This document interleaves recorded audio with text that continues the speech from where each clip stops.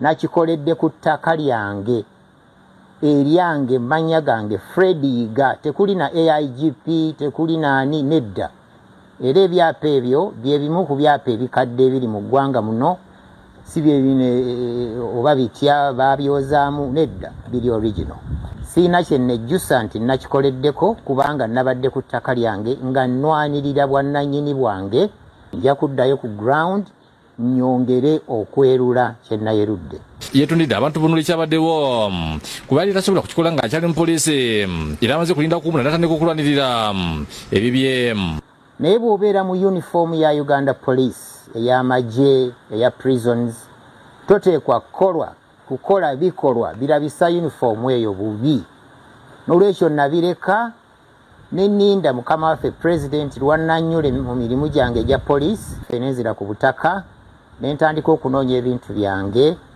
naye bekikosezza mitima abalowooza nti Yiga si oyo gwe baalabye mbeetondera abakisanyukiddemu obusanyukizi ensi bwetyo. David Musikalyankolo yakusakidde guno ku Bukedde TV. Ate President Yoweri Kaguta Museveni atandise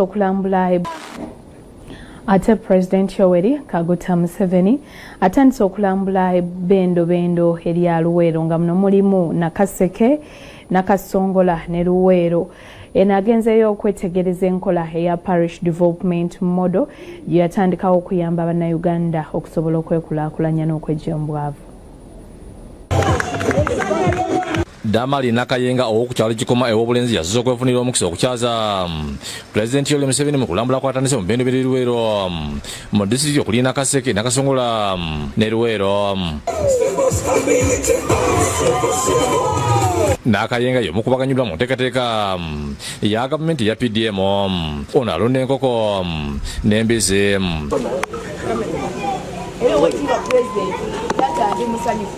President Museveni asiro n'ategeeza nti kiruubirirwa mu kuwa abantu ssente mu miruka kwe kwongera ku nnyingiza mu maka.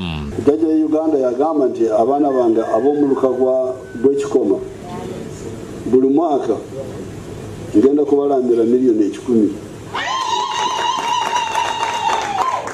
Agenti buli muntu asaana yerwaneko yekka okwejja mu bwavu era nti kyava leeta PDM okuyambako abantu ssekinomo. Obwavu, ekigambo obwavu kiri mu makaago kya muntu kiri kya ffenna enkulaakulana ya ffenna naye obwavu n'obugagga bwa kinoomu. Kati nga wano Nakayenga obwavu bwe bwabadde nabwo wano bubadde bubwe simanyi engeri gy'abadde akwatamu ensonga ze kati olaba akasente kano engeri gye kamuyambyemu. Yekokuda boolaba nabo ensimbi ku magoba amayitirivu ekirangira abantu okulaakulira bwatyo n'abasaba bettanire PDM. Bangambye nti aba money lenders okuweereza miliyoni 1 omwaka obadde olina okumusasula banga miliyoni 4 oluvannyuma y'omwaka. Naye kati kubanga zino zammwe akalatidde abantu okuza ssente zibawolebwa okusobola okulaba nga n'abalala baziganyulwamu. Nolwekyo mbasaba okusooka mulwanyise nsanyusa okulaba nti musiima n'olwekyo mulabe nti abatwala ssente bazizza banki yammwe n'enywera.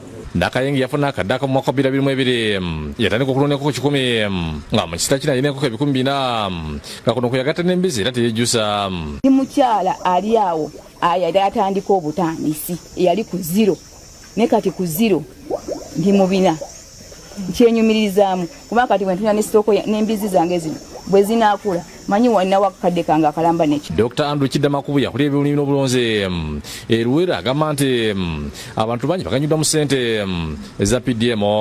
Abafunye awamu small households amayumba agakafuna gali emitwalo 2.8 3 Rose Namayanja Nsirika amyuka abantu sukibiina ky'endalemo yannyidde ku bukulu ba PDM.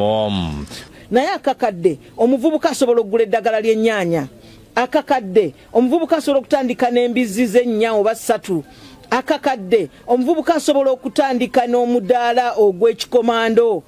So akakadde kano kakusobola okukola kinene nnyo omuntu okubaako watandikira. Pulezidenti abadde n'akayengo obukadde 20 akuleka entambula okumuyambako alina okwongera mulimu gwe guno ye mu disitulikiti Nakaseke. Pulezidenti alambudde Aida Nalubowa obukadde 116 bwe tuyinza okufuna paya tusasaanyako obukadde 69 mu emitwalo 33 mu ennusu 7 it means nti profit abeera obukadde 37 awo n'obutundutundu obukola ki obugwamu. Muwala wange Bayiga yeetaaga ente z'amata amangiko nga tugenda kumuwa miliyoni 12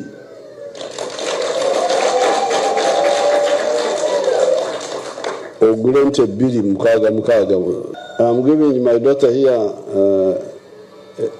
a double cabin yanungi ndowooza double cabin 4-wheel drive. Masitula navuga yakusakidde guli ku Bukedde TV.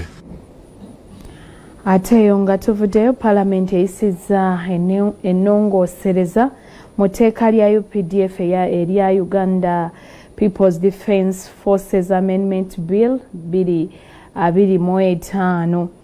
Muno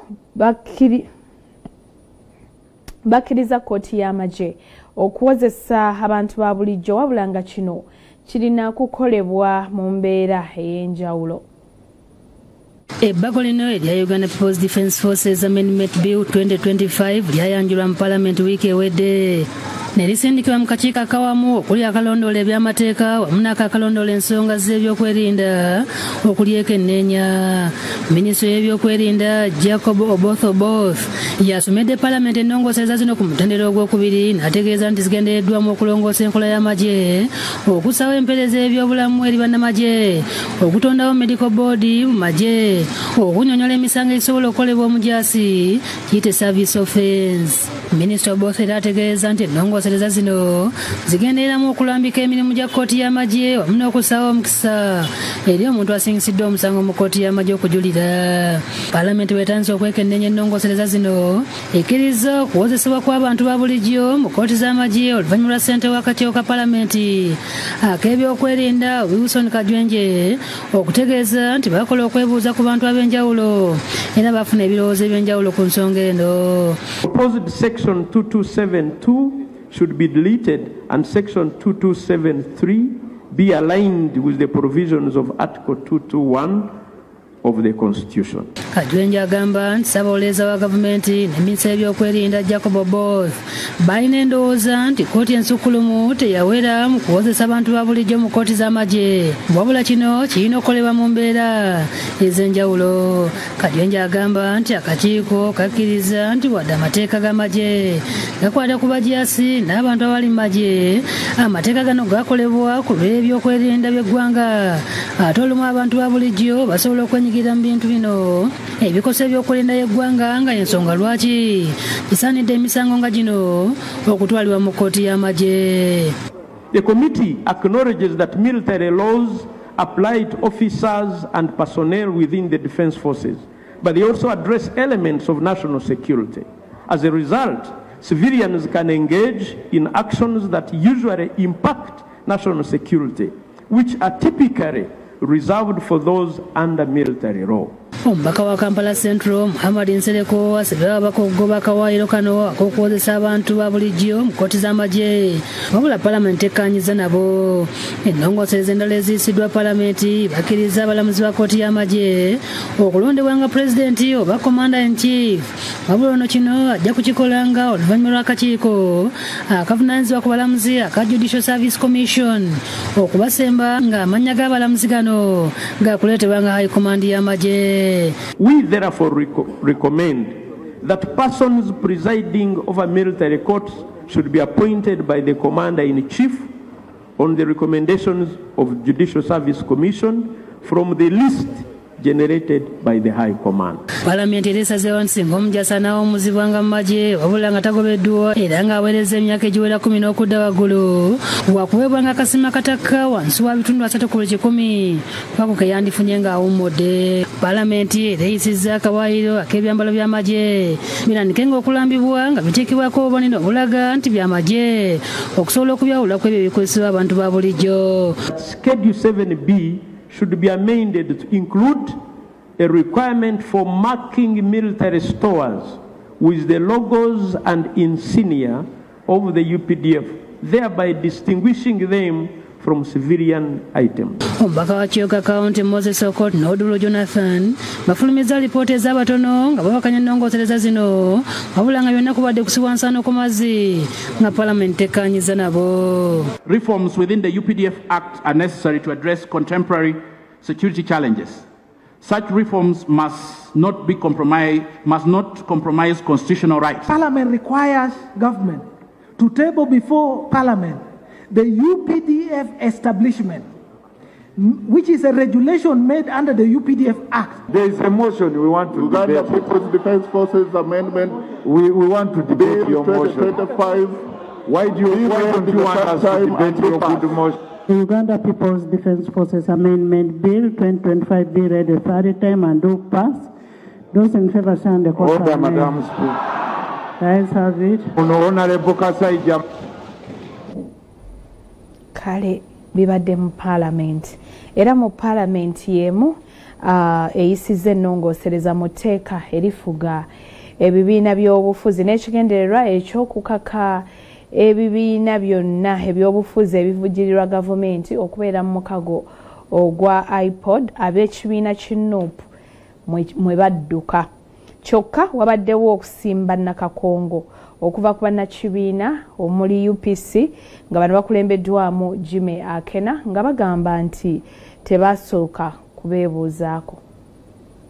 Omubaka omukyalo wa district y'e Park Faith Nakut yayanjiza ennongoosereza mu tteeka erifuga ebibiina by'obufuzi mu ggwanga li Political Parties and Organizations Amendment Bill 2025 ezigendereddwamu okulaba ng'ebibiina byokka ebirina ababaka mu Parliament bye bivujjirirwa ensimbi z'omuwi w'omusolo n'okuteeka mu mateeka ekibiina kya iPod okulaba nga buli kibiina ekifuna ensimbi za gavumenti kirina obwammemba mu mukago guno. The Political Parties and Organizations Amendment Bill 2025 be read for the second time. Alipoota y'akakiiko ka Parliament ak'ebyamateeka esomeddwa ssentebe Stephen Bakamugabe ng'onaawagidde ebbago lino ng'agamba nti kigenda kuyambako gavumenti mu kulungamya ebibiina by'obufuzi ebifuna ensimbi z'omuwi w'omusolo n'okuwaliriza ebibiina bino okwettanira enteeseganya. The Political Parties and Organizations Act further sets out a code of conduct for political parties and organizations with the objective to, among others, promote tolerance, peaceful coexistence and democratic principles between and among the different political parties. Kyokka ng'ayita mu alipoota y'abatono omubaka Jonathan Odur akubye ebituli mu bbago lino ng'agamba nti likontana n'enteekateeka ya gavumenti ey'okukendeeza ebitongole n'ekyokuba nga tewabaddeewo kwebuuza ku bantu kimala. The bill contradicts the government policy of rationalization on creation of new expenditure centers,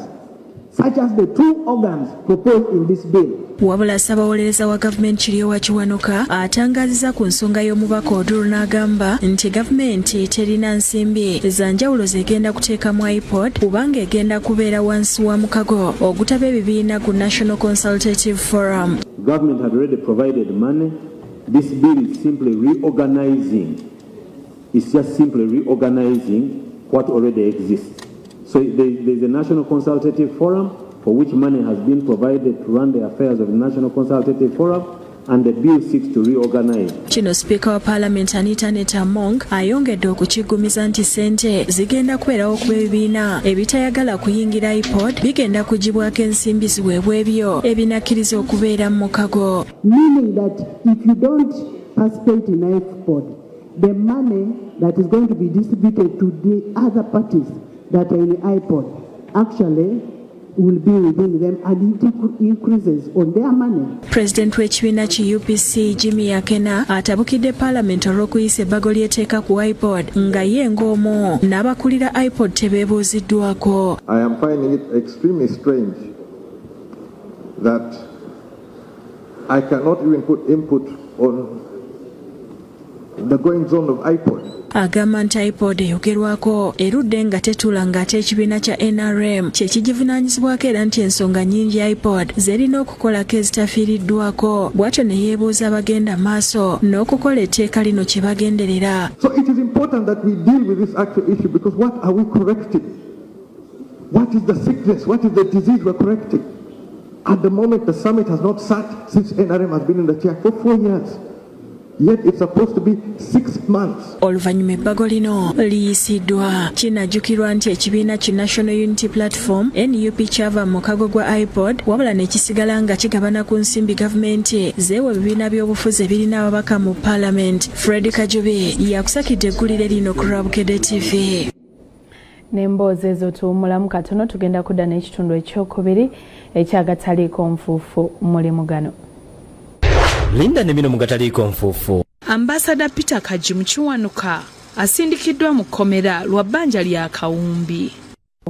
Nga Parliament eyisa amabago okuli ery'ebibiina eby'obufuzi Political Parties and Organizations Amendment Bill 2025 n'erya UPDF Amendment Bill 2025 aboludde oluwabula gavumenti bekandaze ne bafuluma nga kati bakuddukira mu kkooti nga bawakanya engeri y'amateeka gano gye gabagiddwamu. Ababaka ba Parliament babukeereza nkokolo okugenda ku Parliament okuteesa ku nnongoseza z'amateeka okuli erya UPDF n'eryo erirungamya ebibiina by'obufuzi agayanjulirwa Parliament wiiki ewedde. Ebyokwenda binywezeddwa munda n'ebweru wa Parliament. Parliament etandise ku ssaawa 4 ng'ekubizibwa Speaker Aneta Ntamong ngono mu nnyanjula buulidde ababaka nti kagwage keetonye amaboko gombi galina okuyisibwa olwaleero. I want to urge the committees to ensure that all the bills are completed and passed before we go to the next session. Ono mbaka wa Kira Municipality Ibrahim Samujunganda situse nasaba Speaker babawa obukuumi baleme kuddamu kubagana nga egwale mu kuyisa ebbago erajjawo ekitongole ky'emmwanyi. When the whole Parliament had been barricaded by policemen with guns. So the procedure issue I am asking, and I have also seen people who look like SFC in suit stationed somewhere. So I want to be assured, Madam Speaker, that you are not going to surrender us like last time to be beaten by SFC. Kyokka Speaker Among amugumiza. I will always protect my members. I will protect my members. Wonna akulira oludda oluwabula gavumenti mu Parliament Joel Ssenyonyi asituse n'abulira Speaker nti yabagumya wiiki ewedde nti abantu abakwatibwako bagenda kuyitibwa bafune ebirowoozo byabwe mabago gombi kyokka kibyonsiza mu budde buno nga mabago gayisibwa. When I raised this issue before you, Right Honourable Speaker, you committed and said that I should not worry. The process is going to be given adequate time. After all, according to our rules, we've got 45 days within which to process these bills. That was your commitment, Honourable Speaker. You said, let me not worry. You're going to give adequate time to process these bills. Ssenyonyi agambye nti amabago gombi gatuuse okwanguyirizibwa nti n'abantu abamu ababadde balina okujja mu kakiiko k'ebyamateeka okuwa endowooza zaabwe tebakikoze. It appears as if there was a machination to look out the different stakeholders. And yet you committed, Right Honourable Speaker, that there's going to be adequate time. Tukera abaddewo vaawo mpitewo wakati wa Ssenyonyi ne Ssaabaminisita Robinah Nabbanja. Sipiika Amongo bw'asabye Nabbanja okwanukula Ssenyonyi lwaki etteeka lino balyanguya Nabbanja bwayanukudde mu ngeri y'olusaagoosaago. Ssenyonyi n'amwambalira nga buli omu bw'asonga munne ku mmeeza ya Palamenti ekireesewo ebbugumu. Some time back I told you I'm one of the best performing prime ministers. So if I can produce work in such a short time, I want the leader of the opposition to appreciate. Prime Minister, order. Honorable members, honorable members, honorable members. Ssenyonyi agenze mu maaso n'okunnyonnyola Palamenti nti okumanya abaleeta ennongosereza balina ekigendererwa ekirala kye beekweseemu nga batuuka n'okuwandiikira ekibiina kye NUP okubeebuuzaako kyokka wadde NUP yabaddamu era ne bagiwa n'olunaku banale tebaalulinze kutuuka. The committee received our letter. They did not write back to us. So as we were waiting to show up on Monday to present our views, over the weekend they were busy processing, writing a report. Wano Ssenyonyi wasinzidde n'akulemberamu ab'oludda oluwabula gavumenti ne bafuluma mu lutuula nga bagamba tebasobola kwetaba mu kuyisa bbago gye bagamba terikoberedde mitendera mituufu. We cannot legitimize their action. We should deny them the land. We start legislation of a matter that is already concluded by the judiciary, so we are saying no. Kyokka waliwo ababaka era ab'oludda olwabula gavumenti abakulembeddwamu Juliet Kakande Nakabuye ow'e Masaka abatamatidde na kikola kya Ssenyonyi okubalagira okwekandaga. Twabadde wano olunaku lwajjo mu meeting ne tukkanya nti ku mulundi guno tusigalamu tutunule ensonga nga bwe zigenda kukola ki okutambula. Bannaffe abali ku legal committee olwedde ne bakola ne minority reporting twatuwuliziganya nabo ne batubuulira nti waliwo bitatambudde kuki bulungi. Kati tutuuse wano n'ensonga tennaba kutandika batugamba tukole ki tufulume z'ensobi zennyini ze twakolanga ku mwanya ekyo kitegeeza tugamba bannaffe bali nti waliwo abalagira naye nga naffe bali waba balagira nga ate wabaawo nene agamba nti maybe tuyiteekawo buyisi bwe tuba tugamba tetukyalina mulimu gwe tusobola kukola mu palamenti lwaki palamenti tetugivaamu bifeebi tuba tugiviiremu ddala. Kati Joel Ssenyonyi agambye nti basazeewo baddukire mu kkooti okulaba nga byonna ebiyisiddwa biyimirizibwa mu bwangu ddala. Ate munnange ne kkooti yennyini ensukkulumu yeyakola okusalawo kuno ku sayidi y'abantu era gye tudda tugambe nti mwasalawo bwe muti bannaffe banate bo basazeewo okukola birala. Obedi Lutale yakusakidde eggulu eno ku lwa Bukedde TV. Ate yaliko ambasada wa Uganda mu Switzerland ne Nigeria Maurice Peter Kajimu Kiwanuka asindikiddwa mu nkomyo lwa bbanja lya Kawumbi Kalamba kidiridde okuyitibwa mu kkooti enfunda eziwera nga talabikako nga ona waliwo omulimi amuvunaano n'omulimi w'emmwanyi ku kyalo Kisaabwa kisangibwa mu ggombolola y'e Butenga disitulikiti y'e Bukomansimbi. Richard Sanso omutuuze ku kyalo Kisaabwa mu ggombolola y'e Butenga mu disitulikiti y'e Bukomansimbi yazaalidde ebitukula amaka ebyazaalira ensika yaliko ambasada wa Uganda, Switzerland ne Nigeria Maurice Peter Kajimu Kiwanuka bw'amulumiriza nga bwe yamuwola ensimbi akawumbi kamu nga zino yazimuwolanga mu bitundu okuva mu mwaka gwa 2015 kyokka n'atuuka n'alemererwa okumusasula ekyamuwaliriza okuddukira mu kkooti e Masaka. Naye mu 2015 yansaba ssente n'enzimuwa akalulu munnaye ne kamukuba 2016 era nansaba ku ssente naye tutuuka 2017 ngenda okulaba atandise okwogera ebitakwatagana ati ssente nazijjanga ku abantu ne bamala ne bankwata ne bamala okunkwata naye ne bamukwata naye engeri gye yansinga amaanyi ye ne bamutanze nensigalamu wetusigala nga tutandise awo okuwoza eŋŋanya ne tujja mu kkooti bwe twajja mu kkooti omusango ne gumusinga kkooti nemugamba nsasule ssente zaali $873,300 ne bateekamu ne penalty ne bamugamba ajja kusasula akawumbi ne ssente zigwamu. Kajimu okuleetebwa mu kkooti kidiridde okukwatibwa okuva mu maka ge Kampala era nga amukunguza okutuuka kkooti e Masaka mu maaso g'omuwandiisi wa kkooti Roy Karungi amutegeeza nga bw'azaajemera ekiragiro kya kkooti bw'atyo n'amusindika mu kkomera yeebaka y'emyezi 6. Kajimu taweereddwa wadde omukisa okwewozaako era bannamateeka be nga bakulembeddwa Peter Kimanji Nsibambi ne Cyrus Nsubuga okuva mu Kimanji Nsibambi Advocates balabiddwako nga beekuba obwama n'omuntu waabwe gwe bawolereza. Derek Matovu okuva mu bannamateeka bamba Balian Company Advocates atubuulidde nti Kajimu yaweebwa empapula ezimuyita mu kkooti okwewozaako ku misango gy'ebbanja neerema ekyabawaliriza okusaba kkooti okumuyigga emukwate. Yamusamuninga emirundi 2 ajje awe ensonga lwaki tasasula ssente ezo naye n'atajja. Kati zezimu ku nsonga registra zeyeesigamyeko okukola ki okumusindika mu kkomera emyezi 6. Omusajja nsasule siina kirala njagala ssente kubanga ne banamusiba si ssente nze njagala ssente. Bannamateeka ba Kajimu Cyrus Nsubuga ategeezezza nga bwe bagenda okuwaayo okusaba eri kkooti omuntu waabwe asobole okuyimbulwa ng'emyezi 6 teginnaggwayo. Bw'ati nasaba omukulembeze w'eggwanga Yoweri Kaguta Tiwabula Museveni okuyingira mu nsonga za Kajimu asobole okuva mu mbeera gy'alimu. Ebyebbanja ebyo tujja kwigenda mu maaso n'okuteekayo applications endala ez'enjawulo era ajja kuvaayo ng'emyezi 6 teginnaba kuggwako kubanga mulimu ebitali bituufu. Era nteeka eddoboozi lino ku Bukedde TV manyi nti President Museveni agiraba.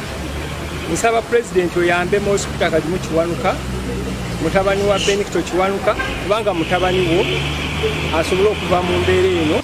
Fiona Nanyomo, yakusakidde eggulu eno ku lwa Bukedde TV.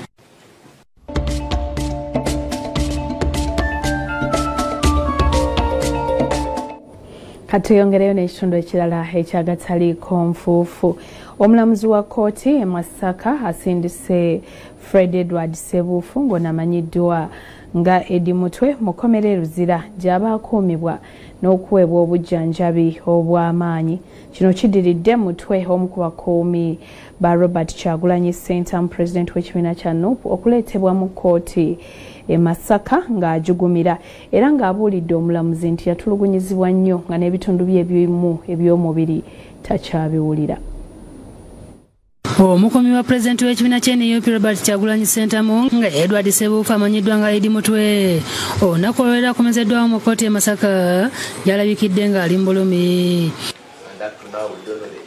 Edi Mutwe abuulidde kkooti nti alumizibwa bya nsusso kyokka nga tafuna bujjanjabi bumala ekiwaliriza kkooti okumukyusiza ekkomera n'emutwala e Luzira okusobola okwongerwa obujjanjabi. Oludda oluwaabi lutegeeza kkooti nga lwamaze okunoonyereza ku misango egimuvunaanibwa ne banne era lubadde lwetegefu okumusindika mu kkooti enkulu atandika okuwera ennemba n'emisango. Kyokka bapulidde Ssebuufu okuli Samuel Muyizi, Kazibwe Manjerani, Benjamin Katana Kone George Musi bategeeza omulamuzi Abdallah Kaiza ng'omuntu waabwe watali mu mbeera nnungi era nga yandiyagadde okubuulira kkooti kyayitamu. Mutwe abuulidde kkooti nti yatulugunyizibwa bya nsusso nga tannaleetebwa mu kkooti kyokka nga ne bwe yatwalibwa mu kkomera tafunanga bujjanjabi nga bakanya kumpiikampeke ezikakkanya obulumi ng'embeera gy'alimu mbi kubanga n'ebitundu by'omubiri ebisinga takyabiwulira.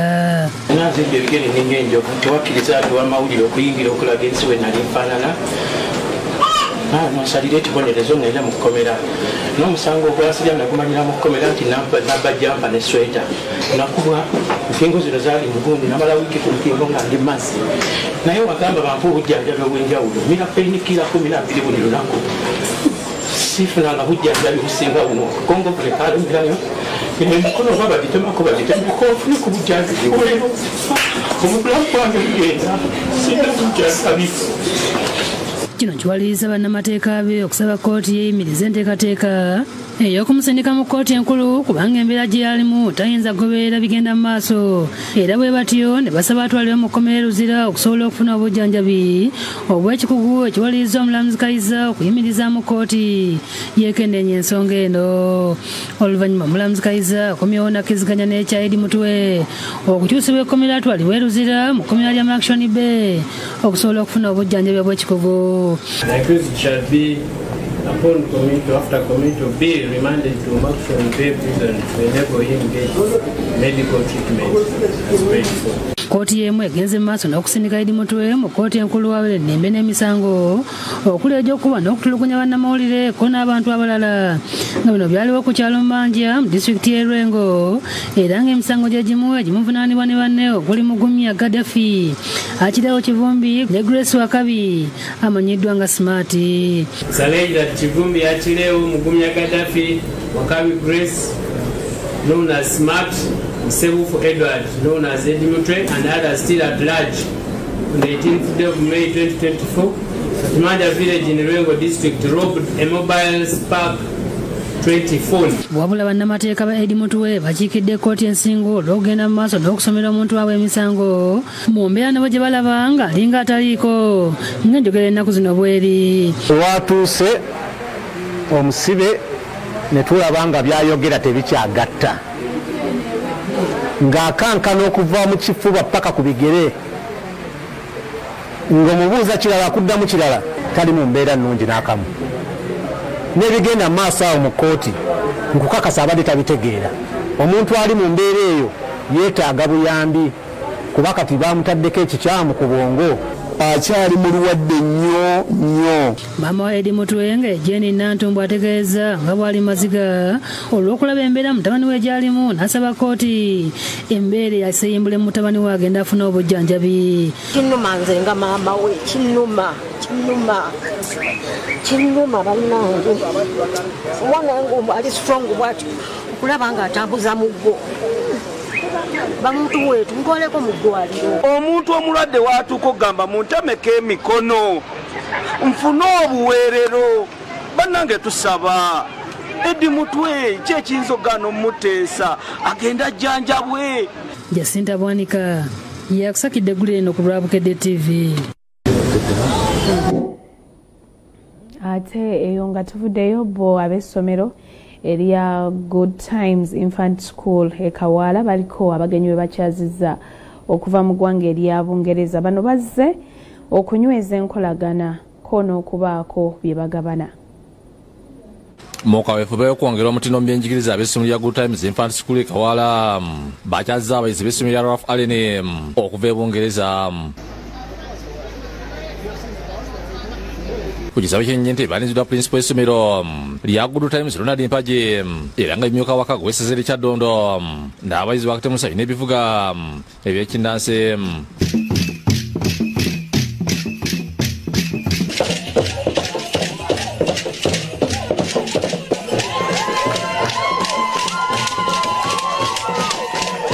Ekiresa abayizi b'essomero lya Ralph Allen kwagala okulaba engeri ab'essomero lya Good Times gye basomesamu abayizi ono basobola okubitwala e Bungereza bisomesa abayizi balina okunyeza enkolagana mu byenjigiriza.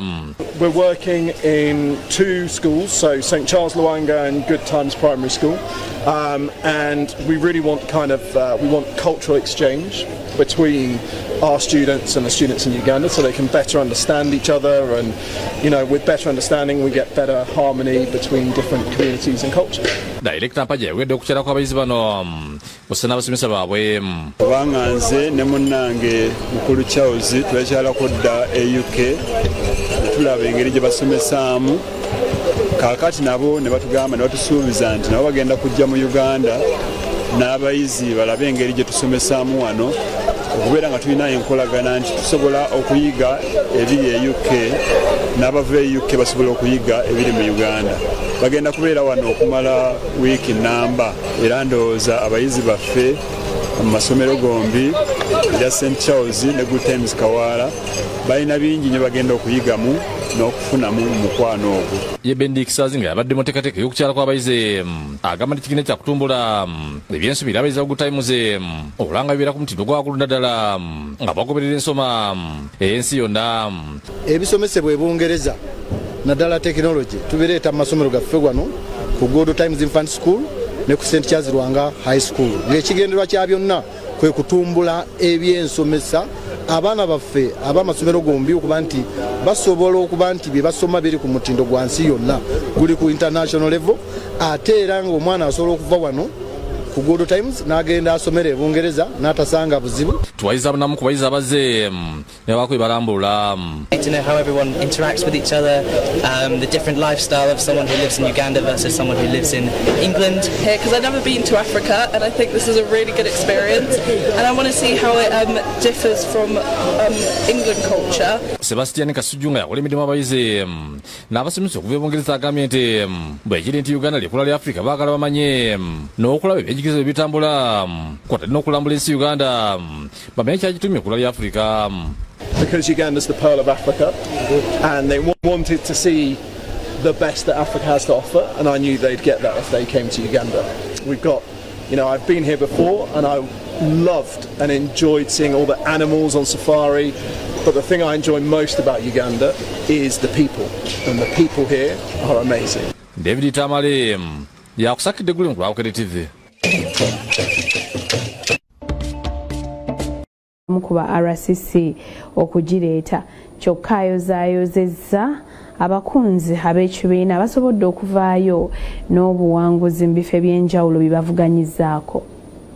Kuli ofisi ya ssentebe NRM ekyambogo Ajja Namyalo yeekokodde emivuyo egyeyolekedde mu kamyufu ka NRM naddala mu regisita kyagambye nti ekyaviiriddeko vulugu mu kalulu kano olwa regisita ezitateekebwateekebwa bulungi. It is fake. Tosobola kungamba nti ewantu waliwo register erimu abantu 3 abajja okulonda ne babeera 20 oba 4. Kati enjawukana ezabadde osimanya gundi alese gundi gwe Katonda, how many inches are you? Gwatayagala kwogerako. asinzidde ku kiro kya ofiisi eno ekyambogo bw'abadde asinkanya abakunzi okuva mu yafeesi gyakulembera abawangudde ebifo ebyavuganyiziddwa mu kamyufu k'NRM okuviira ddala ku byalo okutuuka ku ggombolola. Ayozayozezza abayiseemu n'atendereza amaanyi n'obukodyo abakunzi bano bwe bakozesezza okuwangula ebifo bino. Kyagambye ekisigalidde kwe kweyongera okusagulira President Museveni akalulu. Ababeeyisa abamobilizers nga talinayo wadde obukennembi obwaze mu bifo really kati oba mobilizers kati awo abadde bagamba nti Museveni talina support tebakyamwagala tebalina support kati abalonze bavuddewa ate era ngera twalonkinga vote protection unit oba mwagala batemwagala tulina okukakuma akalulu ka Museveni namwe bambi aba EC ya NRM secretariat abeepika eno office omulimu gwayo omukulu kuuma akalulu ka Museveni tugenda kukakuuma oba mwagala oba temwagala mwe mubbeeze eyo. Namyalira yenyamidde engeri y'aba RDC ne ba RCC gye batataganyizaamu okulonda kwa kamyufu. Yes, someone in the RDC's office they have been calling people. They have been calling RDCs that they block us, they block ONC. You blocked, but still we succeeded. Abamu ku bakunzi ba ONC abawangudde mu kamyufu balambuludde ku ebyo baagala ekibiina kitereeza okusobola okuwangula ebifo byonna mu kulonda okwawamu okujja. Njagala kusaba abantu baffe bonna titukwatagane, tusimagane, obululu tebulina kutwawula. Emunde ennene eri ku 2026 nga tulwanira pulezidenti asigale mu kalulu kano. So nze nsuubira omulumulu obulimu gusobola okuterezebwa naye nga NRM yeyongedde okufuna amaanyi. Esigadde kwe kulindirira nate akamyufu k'ekibiina kino akagenda okubawo ku Lwokutaano lwa wiiki eno nga ofiisi ya ssentebe NRM erina essuubi okuwangulira waggulu. Maria Nantumbwe yakusakidde eggulu eno ku lwa Bukedde TV.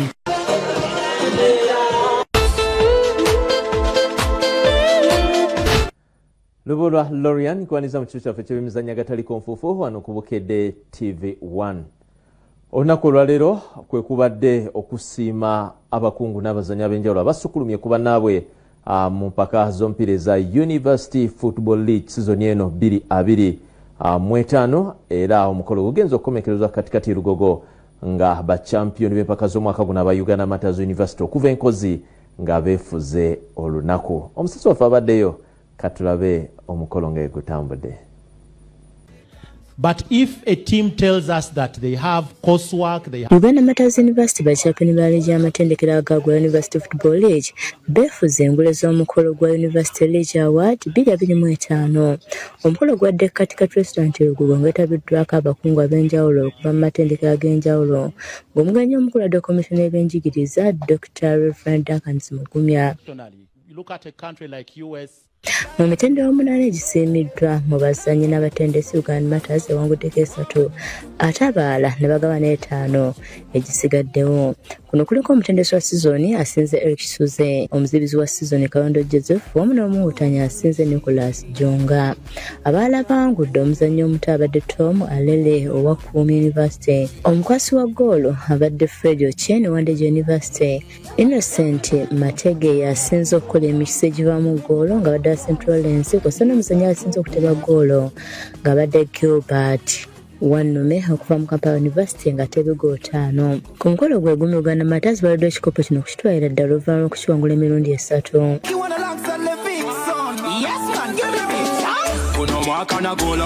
Mu ngeri y'emu ne ttiimu y'abazannyi 11 abasinze naye erondeddwa nga kuno kuliko Fred Ochen goolo.